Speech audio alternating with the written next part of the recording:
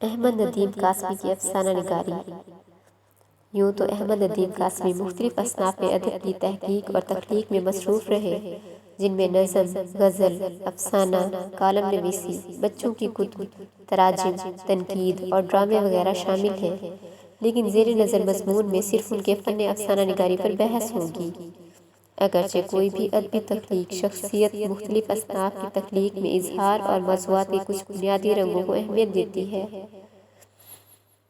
تاہم ادب کی ایک عادت صنفی ایسی ہوتی ہے جس میں صاحب تحریر اپنے تخلیقی یا نفسیاتی پس منظر کے حوالوں سے اظہار کی مناسب سہولت محسوس کرتا ہے، لیکن نثری ادب میں افسانہ ہی واحد صنف ہے جس میں ندیم کا قلم جولا طبع کے امکانات روشن کرتا ہے۔ انہوں نے افسانوں کے کئی مجموعے تخلیق کیے۔ پنجاب کی دیہاتی زندگی۔ احمد ندیم قاسمی کو خصوصی طور پر پنجاب کی دیہاتی زندگی کا عکاس افسانہ نگار کہا جاتا ہے، اور اس میں کوئی شک نہیں کہ دیہی پس منظر میں لکھے گئے ندیم کے افسانے ہمارے دیہاتی زندگی، وہاں کی طرز معاشرت، رہن سہن، طبقاتی نظام، معصومیت اور الہڑ پن کے دلکش جیتے جاگتے مرقع ہیں۔ اردو میں پنجاب کے دیہات کے پس منظر میں اس سے خوبصورت کہانیاں اور کسی نے نہیں لکھی۔ شاید اس کی بنیادی وجہ ندیم کا شعور اور لاشعور ہے، جس میں زندگی کے حوالے سے تمام بنیادی خدوخال دیہات کے پس منظر سے متعلق ہیں۔ چونکہ ندیم کی پیدائش دیہات میں ہوئی، اس کا بچپن اور لڑکپن گاؤں میں گزرا، یہی اس کے کچے پکے جذبات پروان چڑھے۔ اسی مٹی کی مہک اسے اپنے رگوں میں اترتی محسوس ہوئی۔ دیہاتی کی سادگی کا بے ساختہ پن ندیم کے لب و لہجہ کی پہچان بنا، اور یہی فضا ہے جس کی گرفت سے وہ دیہاتی سے شہری بن جانے کے باوجود باہر نہیں نکل سکا۔ زندگی اور معاشرے کا شعور۔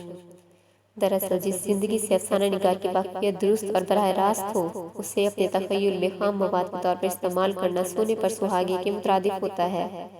یہاں کی یہ بات بھی کہی جا سکتی ہے کہ ندیم نے ممکن ہے متوسط یا دیہات کی زندگی کا انتخاب یہ سوچ کر کیا ہو کہ متوسط یا زیادہ تر نچلے طبقوں کی زندگی میں جو زمین میں اپنی جڑیں مضبوط رکھتے ہیں اور مٹی سے جن کا ناطہ بھرپور ہوتا ہے، بنیادی انسانی محرکات کا مطالعہ جس پہ سادگی کے ساتھ کیا جا سکتا ہے، اتنا شاید ان لوگوں کے حوالے سے ممکن نہ ہو جو اپنی فطرت انسانی کو مصنوعی تہذیب معیشت کا لبادہ پہنا دیتے ہیں، اور یوں ان کا مصنوعی پن ان کے رہن سہن کے تمام بنیادی رویے مصنوعی بنا دیتا ہے۔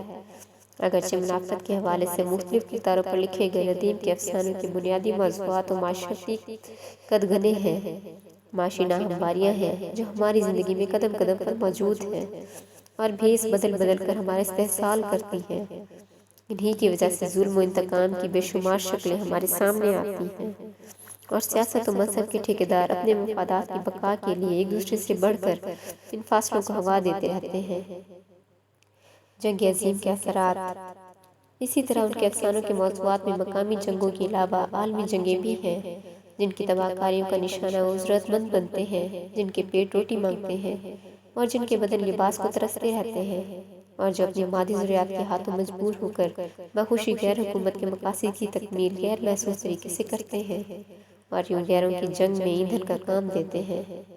ندیم کے ایسے افسانوں میں خصوصیت کے ساتھ ہیروشیما سے پہلے ہیروشیما کی بات کا نام لیا جا سکتا ہے، جو اردو کی بہترین اور بڑے افسانوں میں سے ایک ہے، اور جس سے ہمیں یہ بھی اندازہ ہوتا ہے کہ جنگیں اپنے اختتام کے باوجود بھی ایسے کئی سماجی مسائل پیدا کر جاتی ہیں جن میں نہ انسانوں کی عزت و عصمت محفوظ رہتی ہے، نہ خاندانوں کی عصمت و آبرو۔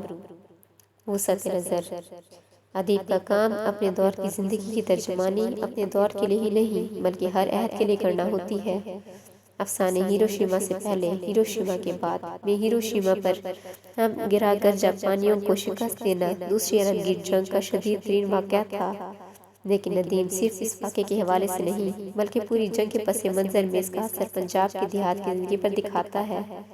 اس جنگ کی وجہ سے پنجاب کے گمنام سے گھرانے میں جو انقلاب آیا، وہ ساری جنگ کی اشارتی ترجمانی کرتا ہے۔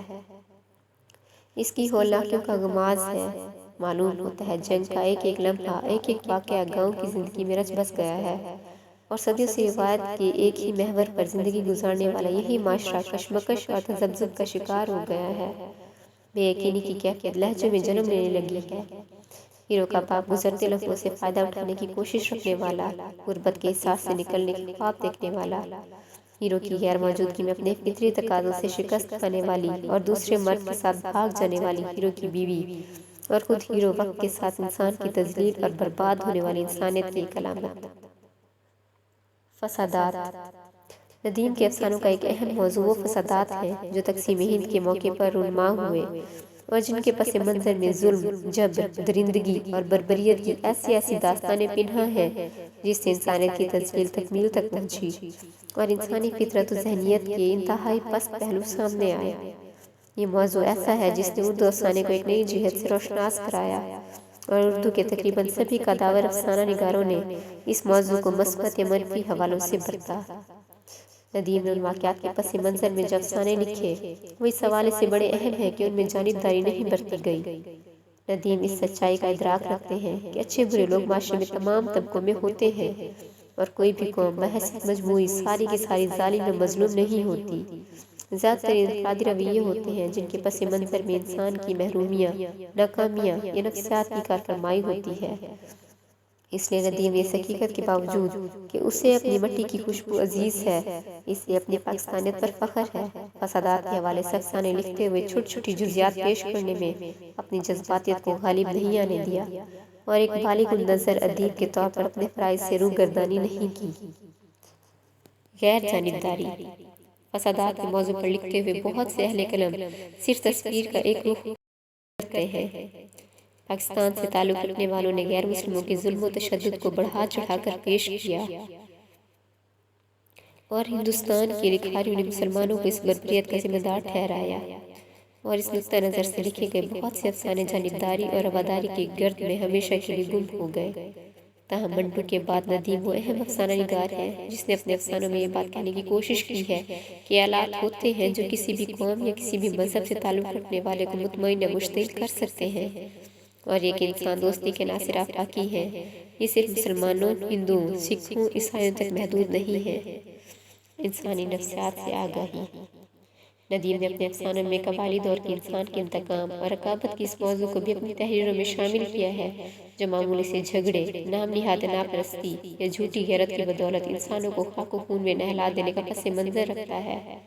لیکن یہاں بھی ندیم انسانی نفسیات سے آگاہی کا ثبوت دیتے ہوئے یہ بتانے کی کوشش کرتے ہیں کہ پتھر سے پتھر دل انسان میں بھی محبت اور رحم کے جذبات ضرور ہوتے ہیں اور کہیں نہ کہیں کبھی نہ کبھی غیر محسوس طریقے سے اپنا اظہار بھی کرتے ہیں۔ نیکی اور بدی کے جذبات انسانی کردار کی تکمیل کا ایک حوالہ ہے۔ کوئی انسان مکمل طور پر نیک نہیں ہو سکتا اور کوئی انسان پوری طرح کمینہ نہیں ہوتا۔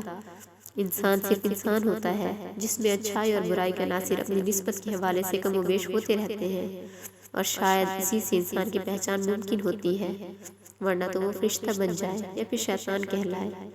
ندیم نے اس موضوع پر جو افسانے لکھے ہیں ان میں انسانی نفسیات سے آگاہی اور بیان میں فنی گرفت کے تمام عوامل پوری طرح اپنی موزونیت کا احساس دلاتے ہیں۔ اس ضمن میں ان کے مشہور افسانے گنڈاسا کی مثال دی جا سکتی ہے جس میں ندیم نے ایک بہت نازک لیکن جمالیاتی نفسیاتی حقیقت کی ترجمانی کی ہے۔ موضوعات کا تنوع۔ زندگی کا ہر جذبہ ایک دوسرے سے زنجیر کی کڑیوں کی طرح ملا ہوا ہے۔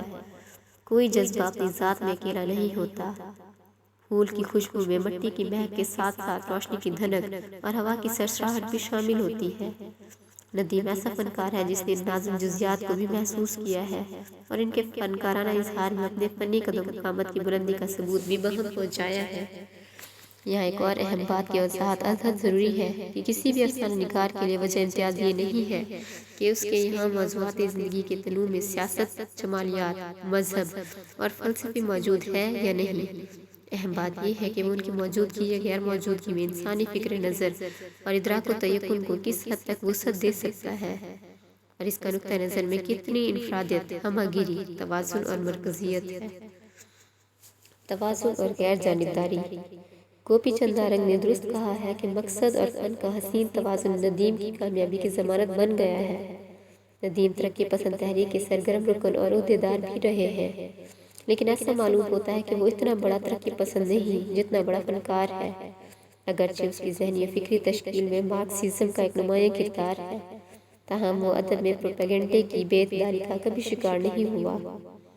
اس کی جڑیں اپنی مٹی میں بڑی گہری ہیں، یوں وہ غیر جانبدار مصنف کے روپ میں ابھرتے ہیں جن کے ہاں نظرے کی آمیزش سے تیار کیے گئے افسانے جا بجا نظر آتے ہیں، اور دوسری طرف رومان کی حسین فضا اور وطن کی مٹی سے محبت کا حوالہ بھی ان کے افسانوں کا بنیادی خاصہ ہے۔ مجموعی جائزہ: ندیم کے افسانوں میں زمین اور انسان سے ان کی بے پایہ محبت اور بھی کھل کر سامنے آتی ہے۔ ان کا تخیل پنجاب کی فضاؤں میں چپے چپے سے روشناس ہے، اور اس نے لہلاتے کھیتوں، گنگناتے دریاؤں اور دھوپ میں جھلستے ہوئے ریت کے ذروں کو ایک نئی زبان دی ہے، نئی معنویت عطا کی ہے۔ پنجاب کی رومانی فضا اور وہاں کے لوگوں کی معصومیت و زندہ دلی، جرأت و جفاکشی اور خدمت و ایثار کی تصویریں ان کے افسانوں میں آخر لازوال ہو گئی ہیں۔ ان کے ہاں غم و غصے، تعصب و نفرت اور تنگ نظر و تشدد کا شائبہ تک نہیں، ہر کہیں مہر و محبت، خلوص و وفا اور صدق و صفا کا سونا چمکتا محسوس ہوتا ہے، اور یہی ان کی بڑائی کی دلیل